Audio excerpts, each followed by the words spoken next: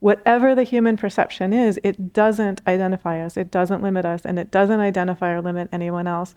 So just to ask yourself, and I'm asking myself too, am I actually practicing that, being indifferent to the pain and the pleasure that is experienced by this particular human vehicle? Am I actually being indifferent to the gain and the loss that is being experienced by this particular human vehicle?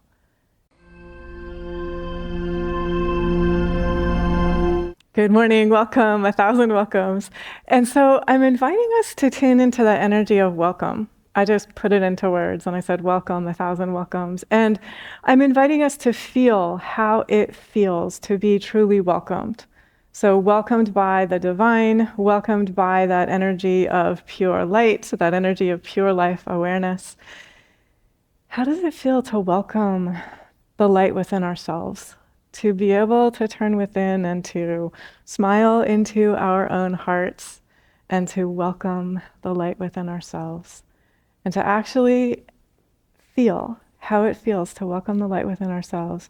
And then notice that when we are able to welcome the light within ourselves, we're able, I just did it out loud in words, but silently, wherever we find ourselves, we're able to silently welcome the light within another. And so I'm just inviting you to tune into how that feels, because I'm smiling as I say this, but I say welcome, 1,000 welcomes to you all, and you smile.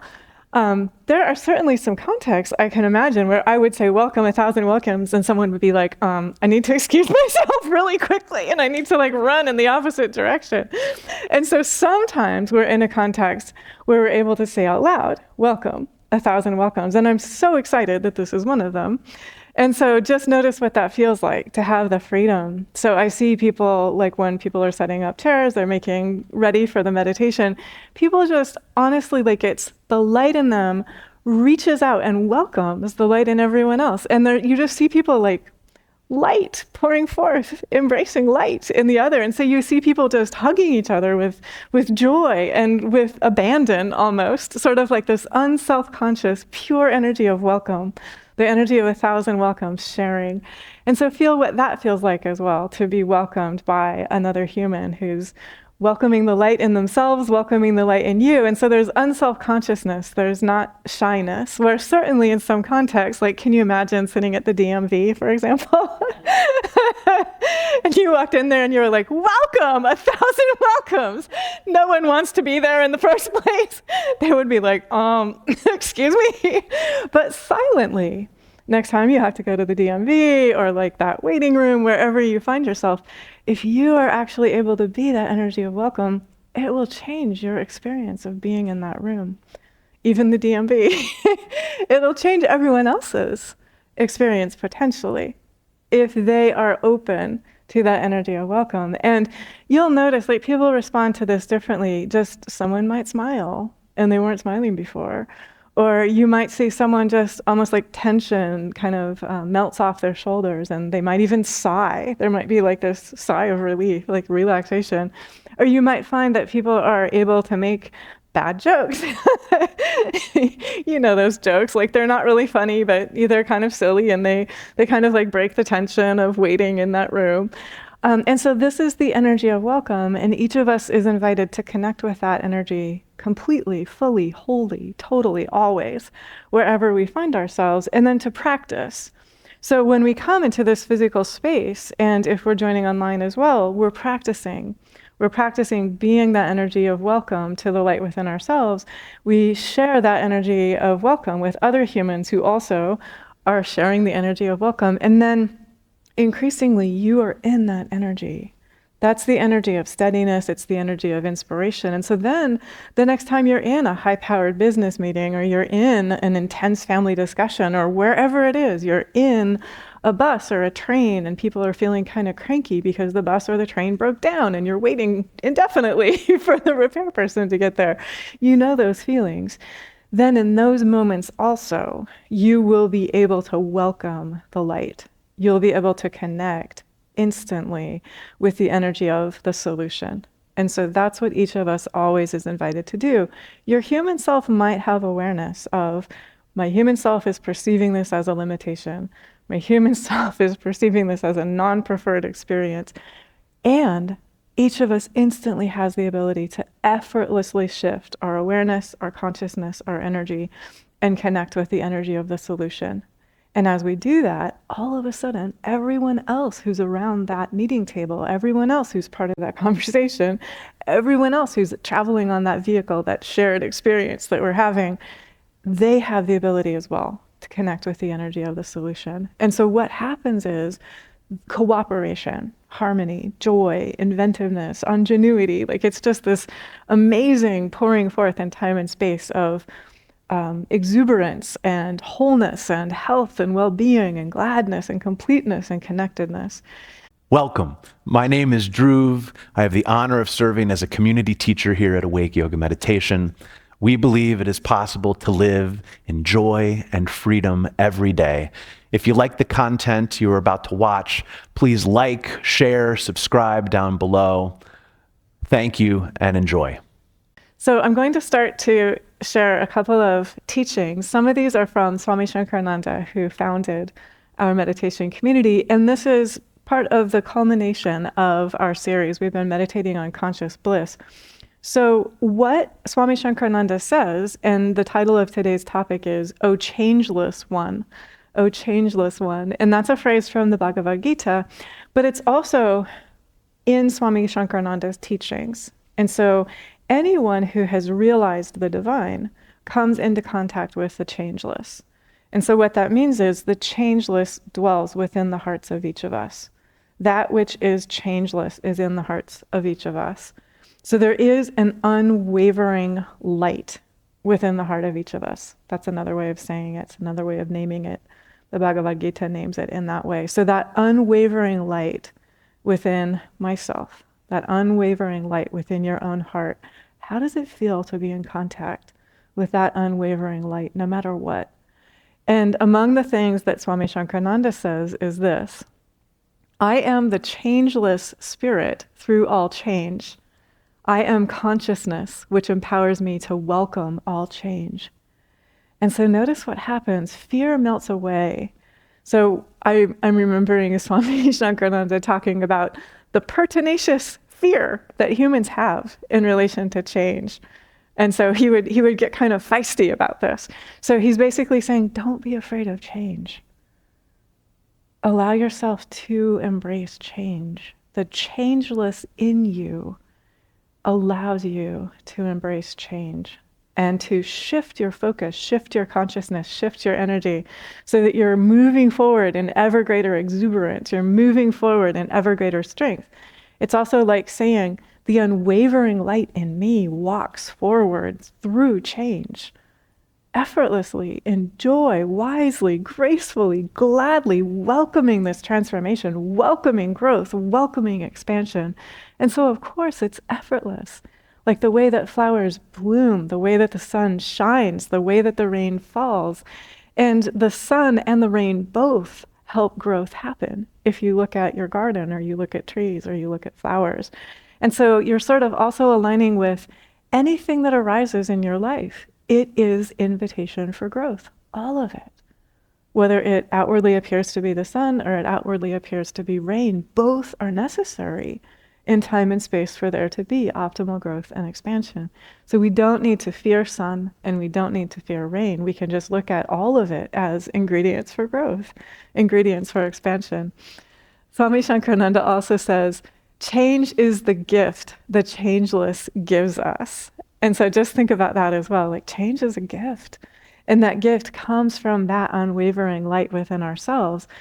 In changelessness is stability and security, peace and well-being. So the unwavering light in me, for each of us, always is connected with stability and security, peace and well-being. And as we connect from within ourselves with that feeling of stability and security, peace and well-being, that energy will flow into our bodies, into our hearts, into our minds, into our lives. So connecting consciousness with that energy of peace and steadiness and wholeness and completeness, and then allow that energy to flow. Allow it to flow into this very body in which we find ourselves right now. And maybe later we'll have time to close our eyes and see how that actually feels. It's incredible to feel that pure energy flowing through us.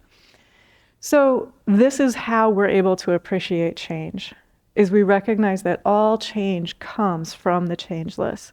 So we are steady and stable in the changeless, and then that helps us navigate whatever the waves of change are, knowing that all of this is divine glory in flowing motion. All of this, all of it, is divine glory in flowing motion. In the prayer from Swami Premananda, he says, peace is a sign of devotion. If you are experiencing peace, it's a sign that you're connected with the energy of devotion. You also can use it as an indicator. If you're not feeling peace, you're invited to melt everything into the energy of devotion until you feel peace. Maybe let's practice that. Is there anything in relation to which you've not been feeling peace this last week? And just connect with that and melt it into the energy of devotion. The energy of devotion is always with you. It's always within you. And as many times as it takes, any feeling other than peace, offer it into the energy of devotion. Allow it to transform into the energy of devotion so that any feeling of limitation, any feeling of sadness or pain or fear or lack or separateness or suffering melts into devotion. And then look what happens when we are genuinely melted into devotion. Absolute peace remains. And so the teaching is a teaching of truth, and also just a very, very practical indicator for us to use as many times as it takes. So if we have been accumulating the energy of non-peace in our bodies or our hearts or our minds or our nervous systems, it might take a little practice to melt all of that into the energy of devotion and resume feeling that profound, incredible, absolute peace in our bodies and our hearts and our minds and our nervous systems. And then that energy of wholeness and completeness flows through us always. Close to the end of the Bhagavad Gita is where this phrase, "O changeless one," comes. And so this is a culminating teaching of one of the central teachings of the yogic tradition. It is, if I'm correct, the last thing that Arjuna says in the Bhagavad Gita. This is the culminating realization. He has asked all the questions of his heart to his teacher. He has poured out his heart, and he has done this through a process. Like, he doesn't just ask once. It takes several times of his asking and pouring forth all the questions of his heart, listening to the teachings, integrating the teachings into his body, into his heart, into his mind, into his life. This is what remains. This is the result at the end. Dispelled is my delusion. I have come to right remembrance through thy grace, O changeless one. I am resolute and serene. Destroyed are my doubts. I will act according to thy word. So for each of us, this is the invitation. If we are feeling delusion, and delusion is any feeling of separateness. Delusion is any feeling of we're identifying with a human limitation. Delusion is any feeling of being cut off from connectedness to supreme love and absolute peace and divine wisdom. We're invited to offer that as many times as it takes. Offer it to the light. And what this teaching says is that as we do that, thanks to divine grace, which is fully, completely, totally present, absolutely of assistance and support, pouring forth help and hope and upliftment always. Through grace, we remember. We simply remember the truth that has been present all along. And the truth that has been present all along is, if we are in human birth, we will experience human limitation. So the Bhagavad Gita says, if we are in human form, we will experience limitation. It also says that we have the capacity to rise above it, and that that is the task for every human. Whatever limitation we experience, don't judge. Don't judge the limitation that you're experiencing. Don't judge the limitation that another is experiencing. Rise above it. Transcend it. Remember that all of this, too, is held in divine love. All of this, too, is held in divine wisdom. All of this, too, is part of the divine unfoldment.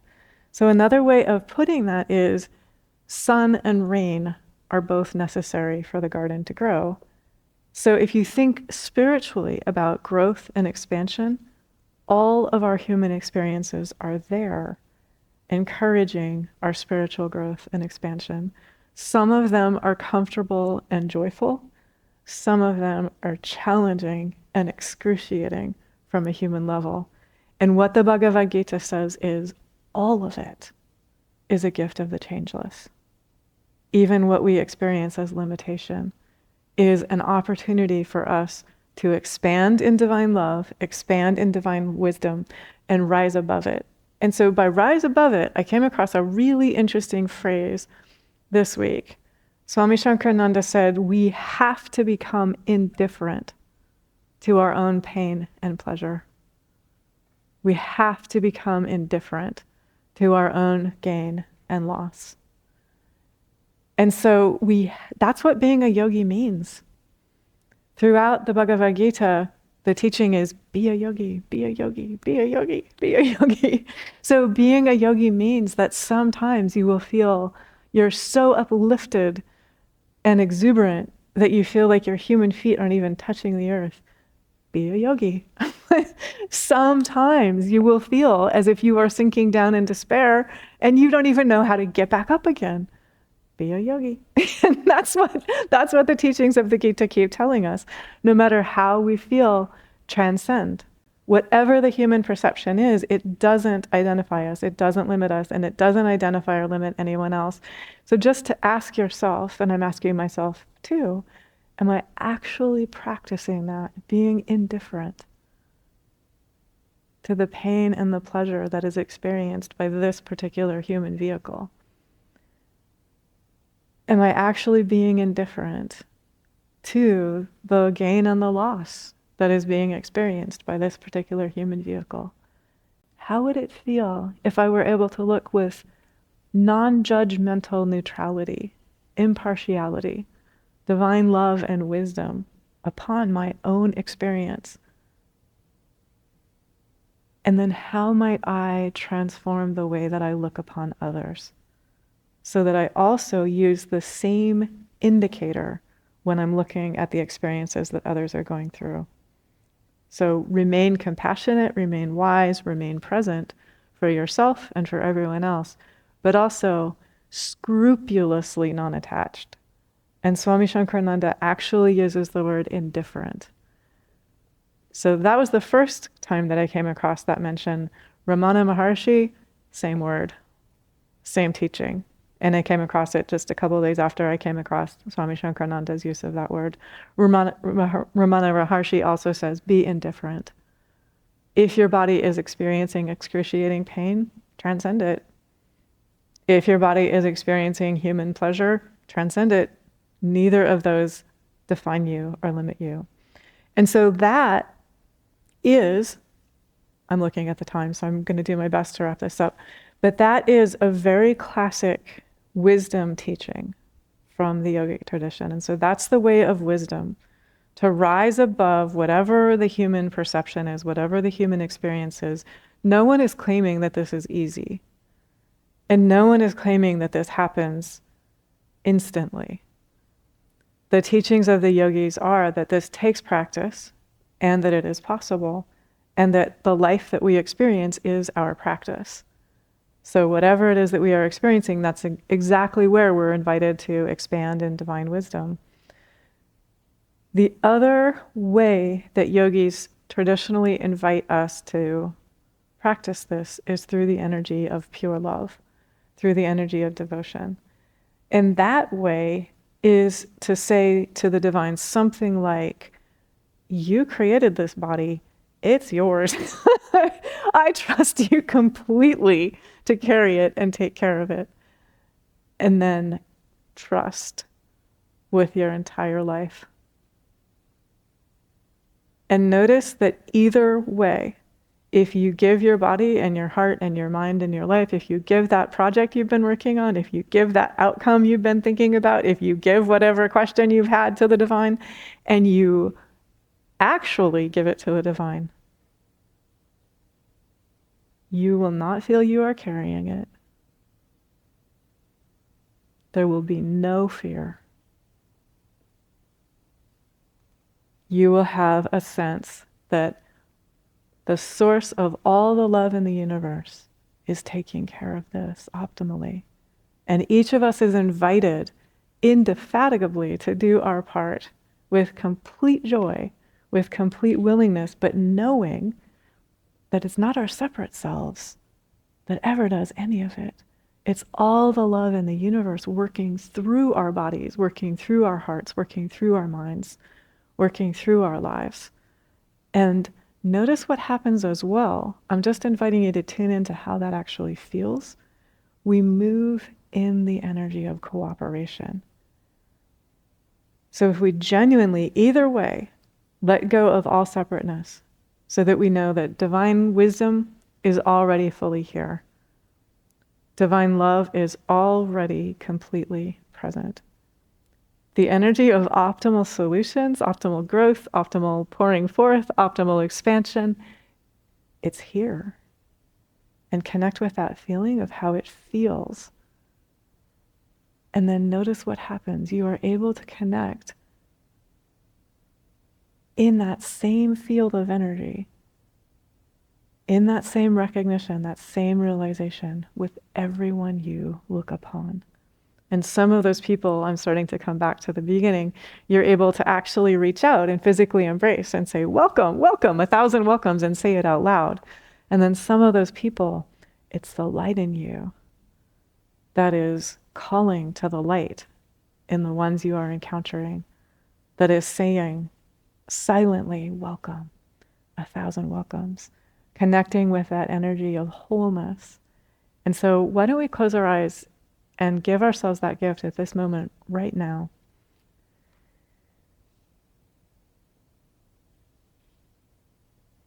Silently, I connect with unwavering light within myself. That feeling of unwavering light within me is the energy of pure potentiality. It is the energy of changelessness optimally sharing itself through me in time and space. Naturally, divine support is here. Naturally, the energy of wholeness flows through my body. How do I feel if I trust the energy of wholeness as it flows through my body? The unwavering light within me is connected to supreme love. How do I feel if I trust that supreme love fills me and also shares through me optimally?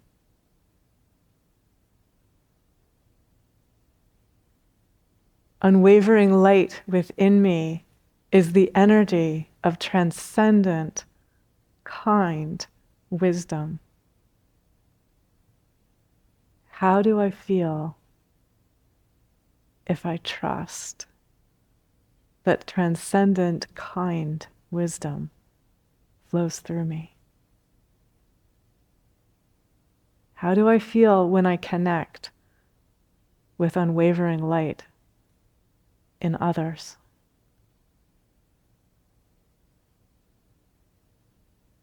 How do I feel when I welcome with 1,000 welcomes that effortless energy of joy and peace within my own heart, and then welcome silently with 1,000 welcomes that energy of joy and peace that is equally present in all hearts? How do I feel if I know that all of my human experiences, the ones I call painful and the ones I call pleasurable, all of them are held in divine love, divine wisdom, and divine will? How do I feel if I align with divine wisdom, divine love, and divine will, and let go of all fear and trust that the divine is uplifting and upholding what is highest and best in me and what is highest and best in all? How do I feel if I so let go of any feeling of limitation that the only thing that remains is absolute peace? How do I feel if I melt away all doubt, all delusion, all illusion of separateness? The only thing that remains is devotion and complete connectedness, complete well-being, complete joy. And how do I feel if I allow that energy of completeness to strengthen this body, this heart, this mind, and this life?